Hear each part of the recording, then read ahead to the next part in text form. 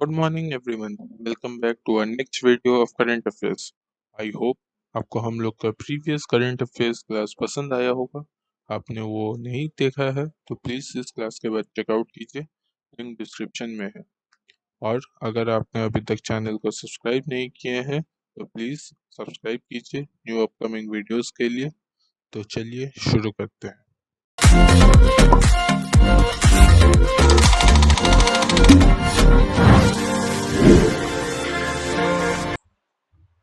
The first question for today's session is: under which section USA authorizes the president to take tariff-based and non-tariff-based retaliation on a foreign government?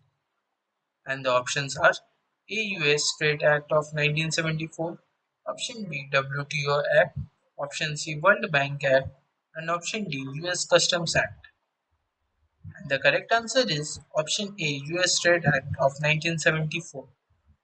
As per the Section 301 of the U.S. Trade Act of 1974, the U.S. government can authorize the President to take all appropriate actions, which includes tariff-based and non-tariff-based retaliations on a foreign government to remove any unjustified, unreasonable, or discriminatory legislation of the foreign government.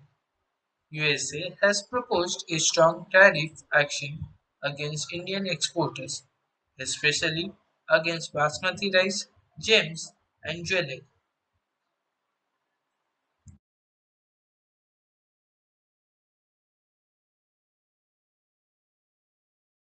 Moving on to the next question. Which organization is developing the JUICE spacecraft?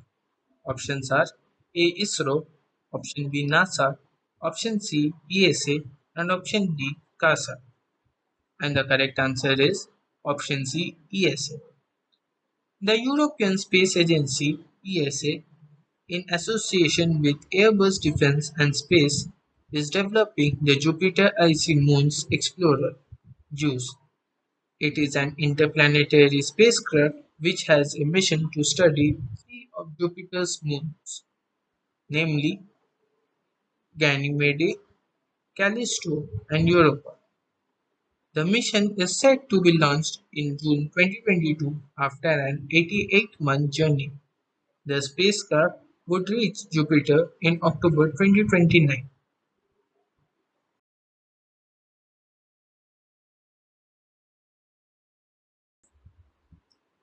Let's look at the third question.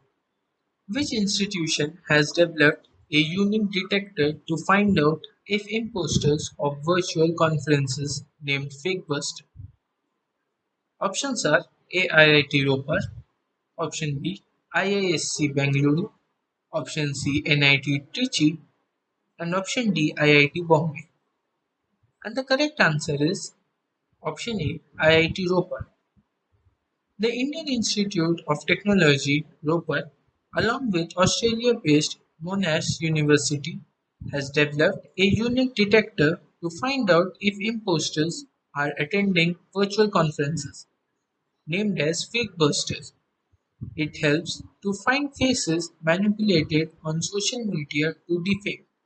It also enables users to detect if a video of another person is spoofed during a video meeting.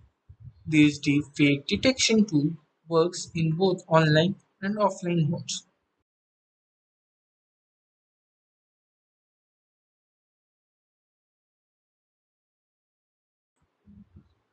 Let's move on to the next question. Which institution has released the annual Global Action Plan for Healthy Lives and Well-being for All SDG 3 Gap Progress Report? Options are FAO, option B WHO, option C IMF, and option D World Bank. And the correct answer is option B WHO.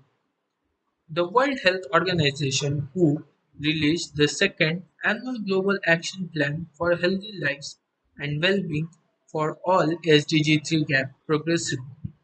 Global Action Plan for Healthy Lives and Well-being for All (GAP) was launched in 2019.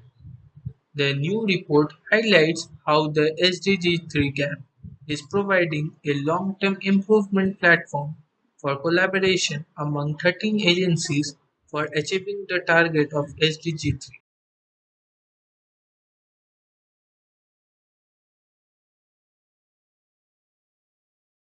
The fifth question for today is: Internet Explorer is the flagship browser of which technology company?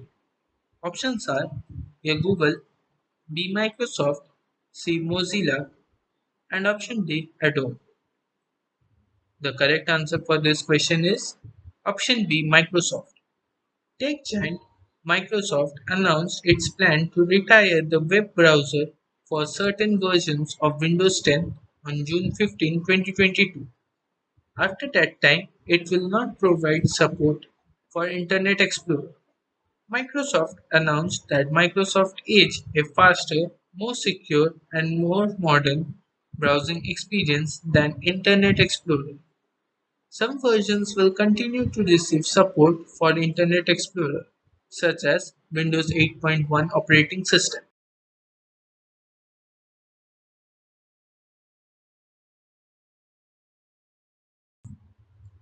Guys, if you like our videos, then please motivate us by hitting the like button and subscribe our channel so that we can bring more videos like this. And don't forget to hit the bell icon so you don't miss any updates from the backbenchers. Now, let's take a look at the sixth question. The principal rainy season for the Indian subcontinent, June to September, is referred to as which season? Options are A. Southwest monsoon, option B. Northeast monsoon, option C. Rainy season, and option D. Autumn season. And the correct answer is option A. Southwest monsoon. The principal rainy season for the Indian subcontinent, June to September, is referred to as the Southwest monsoon period. The Indian Meteorological Department (IMD) announced that the southwest monsoon has arrived over the Andaman and Nicobar Islands, which is an indication that it will reach the mainland soon.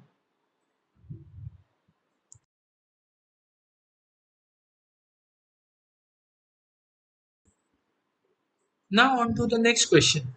As per the recent RBI notification, all prepaid payment instruments or wallets fully KYC compliant be made interoperable by options are A. 30 September 2021, option B. 31st December 2021, option C. 31st March 2022, or option D. 31st December 2022. And the correct answer is option C. 31st March 2022. The Reserve Bank of India (RBI) has directed that all prepaid payment instruments (PPIs) or wallets that are fully KYC compliant should be made interoperable by 31st March 2022. The PPI issuers must provide interoperability to authorized cards networks for PPIs in the form of cards and UPIs for PPIs in the form of electronic wallets.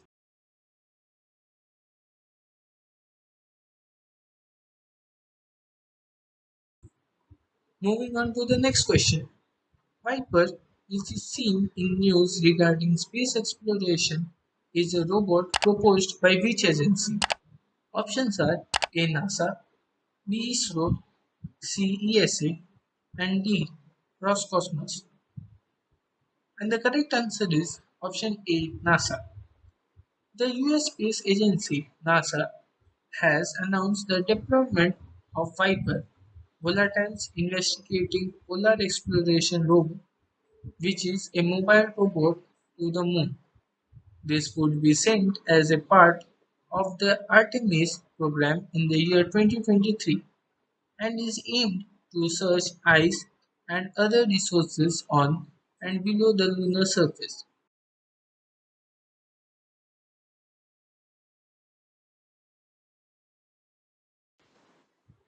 The ninth question for today is: what is the expansion of ECMO used in the COVID-19 treatment?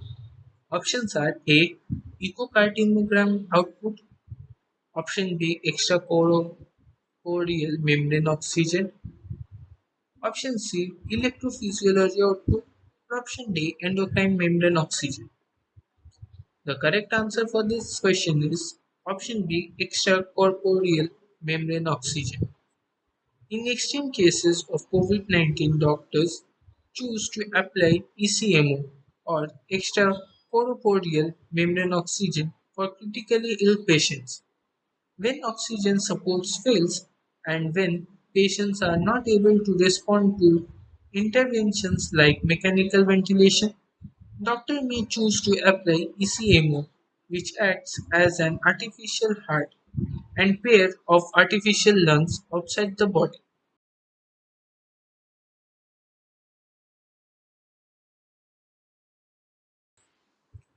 Well, guys, that brings us to the last question for today's session. Which organization has launched the School of Hope and Empowerment? Options are A. UN, Option B. World Bank, Option C. Tata Communications, and Option D. State Bank of India. And the correct answer for this is Option C. Tata Communications.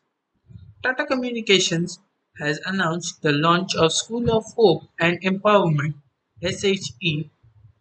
This is a multimedia and multi-stakeholder initiative which is launched in collaboration with the Better India, which is a digital media platform. This initiative aims to support and educate women from small towns in India and help them to become better entrepreneurs.